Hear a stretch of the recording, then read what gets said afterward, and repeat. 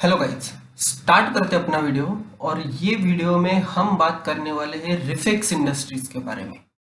अभी ये इंडस्ट्री फिलहाल सबसे ज़्यादा यूज में हो रही है।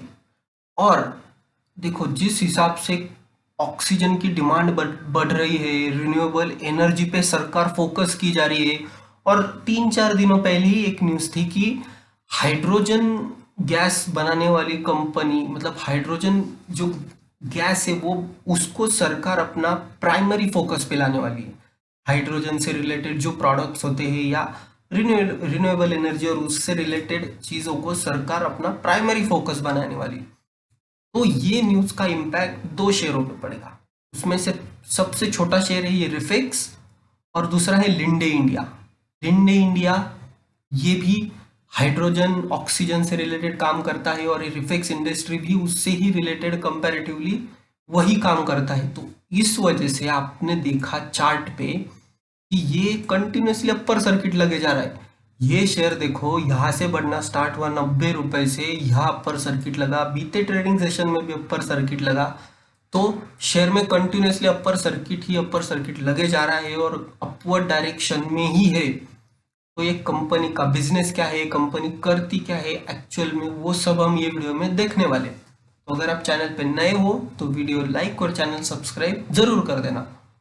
अभी हम आ जाते हैं कंपनी के फंडामेंटल्स पे। देखो, रिफेक्स इंडस्ट्री ये कंपनी सिर्फ 311 करोड़ की कंपनी है। स्टॉक का पी भी काफी लो है, 10.8 का इसका पी है।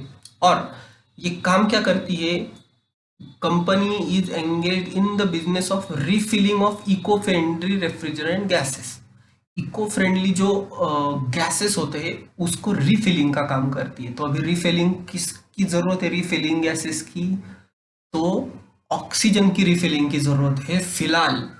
इसीलिए कंपनी भागे जा रही, क्योंकि कंपनी ने 100% जितनी भी कंपनी आई उन सबको ऑर्डर दिया है कि आप जितना ऑक्सीजन हमें दे सकते हो उतना दो।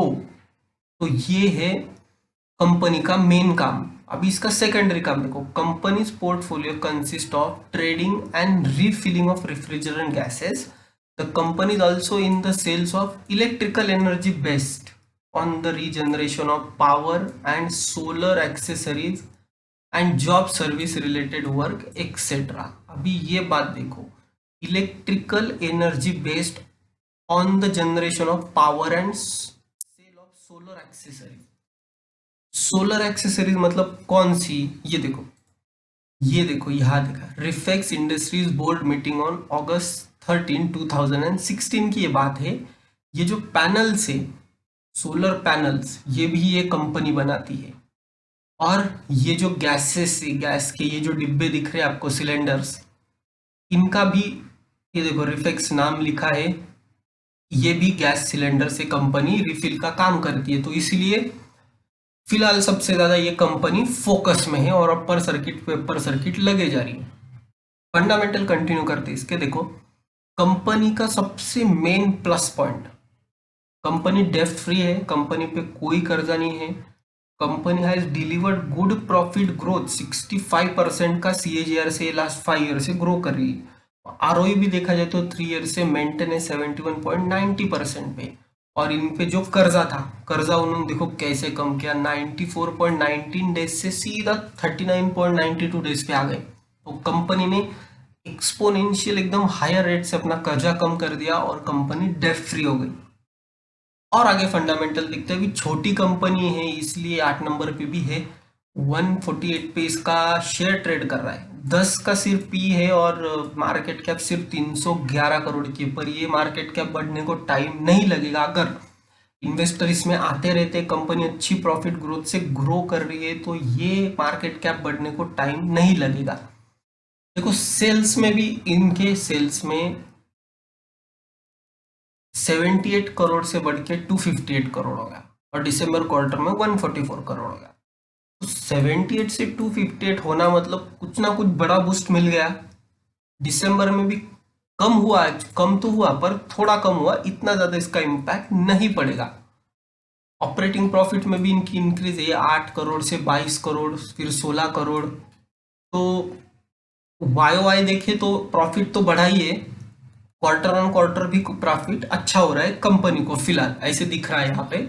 और देखो रिजर्व्स इनके पास, रिजर्व्स -4 करोड़ थे, बढ़ के हो गए 27 करोड़, फिर हो गए 60 करोड़, 60 करोड़ से सीधा 101 करोड़ बढ़ गए। 101 करोड़ आपके पास रिजर्व है और आपके पास कर्जा कितना है, सिर्फ 9 करोड़ का। तो कंपनी तो डेफ्ट फ्री हो गई। तो यही एक पॉजिटिव बात है कंपनी की कि कंपनी डेफ्ट फ्री है, इसलिए डरने वाली कोई बात नहीं है। और फिलहाल जो भी न्यूज चल रही है कंपनी के लिए पूरी पॉजिटिव है। और इधर आपको एक क्लियर बात दिख सकती है, प्रमोटर के पास कितना हिस्सा था, 34.51 अगर कंपनी होल्ड कर रही है तो उसको कंपनी ने इंक्रीज कहाँ पे किया, 1% बढ़ाती है, 2% बढ़ाती है, यहाँ पे 49.72% इंक्रीज कर दिया। ऑलमोस्ट 50%, 34 से 50% कंपनी ने स्टेक खरीद लिया अपनी ही कंपनी में। और देखो इसमें एफआईआई अभी तक कुछ हिस्सा नहीं ओन करते ना डीआईज करते। जैसे ही कंपनी के क्वार्टर का रिजल्ट अच्छा आएगा तो ये ही लोग सबसे पहले दौड़ के इसमें माल खरीदेंगे, और फिर ये शेयर जो अपर सर्किट को लग जाएगा तो आपको मिलेगा नहीं। इसलिए अभी भी चांस है, थोड़ी थोड़ी क्वांटिटी इसमें ऐड कर सकते हो। मैं ऐसे नहीं बोल रहा कि जाके पूरा आपके पास समझो 5,000 है तो 5,000 लगा दिए, ऐसे नहीं। 5,000 है तो उसमें से 500 रुपए लगा, थोड़ी थोड़ी क्वांटिटी खरीदते रहो। शेयर गिर भी गया तो आप नीचे एवरेजिंग कर सकते हो, ऐसी पॉसिबिलिटी रखने की हमेशा। तो प्रमोटर माल खरीद रहे हैं, ये एक प्लस पॉइंट है। पब्लिक के पास 50.28% हिस्सा, ये भी अच्छा है। और अभी जो अपर सर्किट लगा था इसमें, तो देखो एनएससी के वेबसाइट पे हम देखते हैं ओवरऑल कितना 32 लाख का ट्रेडिंग हुआ था, 32 लाख शेयर्स इसमें ट्रेड हुए। और जहां मार्केट गिर रहा था उसमें ये शेयर अपर सर्किट पे फ्रीज था। इसमें पता चलता आपको कि कितना तगड़ा वॉल्यूम इसमें हुआ है एक ही दिन में। तो 32 लाख शेयर ट्रेड हुए, 24.65 से ये शेयर बढ़ा 20% अपर सर्किट पे फ्रीज, ये रेफेक्स इंडस्ट्री। और अभी जिस पे क्लोज हुआ है 148.10 पे, तो अभी भी 50,000 शेयर ऐसे है कि ये लेवल पे बाय करने के लिए रेडी है ये शेयर को। तो ये मंडे के दिन भी अपर सर्किट पे ही खुलेगा ऐसा मुझे लगता है। अभी देखते हैं मंडे में क्या होता है, पर अगर आपको एंट्री लेने का चांस मिल गया तो इसमें एंट्री ले सकते हो।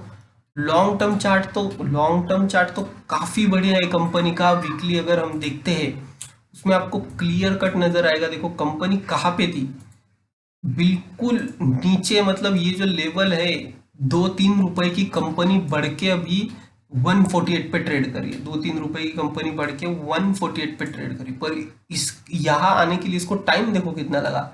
2014 से आप होल्ड कर पाते क्या, 2014 से 2020, 6 साल, 7 साल आप अगर कंपनी को होल्ड करते हो तो आपको इतना अच्छा जो रिटर्न बोलते हैं वो मिल जाता।